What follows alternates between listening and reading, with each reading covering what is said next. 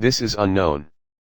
It depends on two things, the second being contingent upon the first. 1. Is it physically possible to achieve effective superluminal travel? If it is, then 2.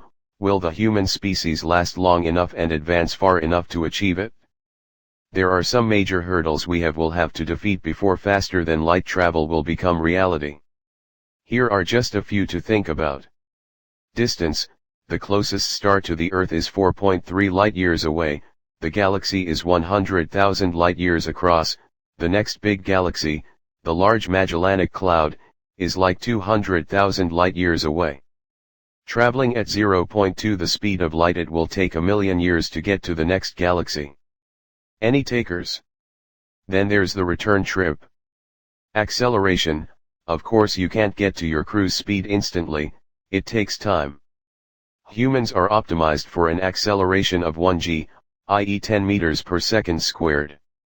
At this acceleration, it takes a year to get close to the speed of light. This adds to the travel time but is not too serious compared to other problems. Speed kills: travel near the speed of light is fraud. Hitting a regular photon would be like hitting a high-energy gamma ray. A lot of shielding is going to be required for any human occupants. Hitting a space pebble could catastrophically terminate the mission. From the safety aspect, is likely that speeds like 0.2 light speed are the maximum. At this speed, relativistic effects like time dilation are minor. Energy: to reach a near light speed, the entire mass of a self-propelling spaceship would be required for fuel. This would involve converting the ship's mass to light and use this for propulsion. This requires technology we don't yet have but is possible in theory. Obviously, if you are aiming for 0.2 light speed, the fuel requirement is less. Survival in transit: obviously you'd need a self-sustaining system. There is not even solar energy in deep space. You can't nick down to the local DIY for a replacement gamma ray shield if yours fails or fall off. Stopping: it's all very well to reach a distant star, but you presumably want to stop and have a look around when you get there rather than just shooting past. This requires deceleration or acceleration in the opposite direction. Again, this requires more fuel and time. You might spend a year slowing down. Colonization equipment: not sure what the exact plan would be, but I expect you would need to take sufficient equipment with you to start mining an asteroid to get things going at the far end. More baggage. It would be embarrassing if you had chosen a star that was unsuitable for colonization for some reason. Economics: I think you could find some people who were willing to undertake the journey. It might be a lot more difficult to get someone to pay for it.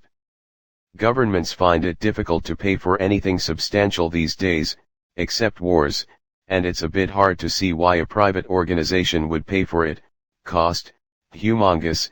Expected return: zero. These hurdles will take a very, very, very long time to overcome.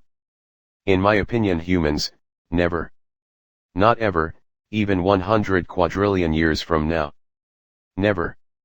Clearly, what follows is just my highly speculative opinion. It seems to bother people. Some call it pessimistic. Some call it overly optimistic. Whatever. Just my thought. Should our species remain extant for the next 1,000 years, meaning we don't kill ourselves with bioengineered plagues, or Yellowstone doesn't erupt and kill us all, or a KT-like impact doesn't happen, we will eventually cease being human in a few centuries. Centuries. Not millions of years? Yes. Provided that we continue, A. existing and, B. advancing in technology, by the middle of this century, we will have access to our entire genome, nanotechnology, or at the very least, microrobotics, and AI. Those technologies, if we try really hard to extrapolate their logical course, mean that at some point in the next few centuries, there will be no more Homo sapiens. Perhaps a few museum humans will choose to remain in their old form, but those beings will live on Earth or space stations, too frail and ephemeral, too needy to package into dense vessels for interstellar travel. If our descendants survive, they will adjust their genome. Maybe it won't become prosaic until 2125, but at some point very soon, the temptation to remove all negative traits will be overwhelming. The temptation to enhance with some genetic coding from other beasts will become overwhelming. The temptation to enhance with artificial bits that connect us to instant information, right to the brain, will be overwhelming. The temptation to create new biological features unimagined by Mother Nature, wholly invented by us and our super advanced computer technology, maybe a new cell wall, completely re-engineered mitochondria, or a cell part that we cannot imagine today, will become overwhelming. At some point, after sufficient changes, we won't be human any longer. We certainly won't be Homo sapiens. We'll be something else. If we survive that long and continue advancing technologically. A global disaster could destroy our civilization but leave a few 100,000 of us thrown back, the equivalent of 5 millennia. But if we survive and continue advancing, then Homo sapiens is done in a few centuries at the longest, a century at the shortest. We are very smart compared to other terrestrial life forms. Not a little smarter, but orders of magnitude smarter. Even the brightest chimp, which is the next most intelligent creature on Earth after us, cannot begin to conceptualize what people in an office workplace are doing or why, to let alone what NASA is up to. However, smart as we are compared to other earthly creatures, there is a biologically imposed ceiling on just how smart we can ever be. The human brain has limitations of storage and recall and computing that a computer, if it was able to begin thinking like a human, does not. An enhanced coupling of machine and man would be roughly as smarter than us as we are smarter than chimpanzees. At least for starters. Once we hit the point where we can think for and teach ourselves and accumulate knowledge without the biological limitations of the human brain on thinking and learning and storing information, it will simply take off. Cease to resemble what we today call human.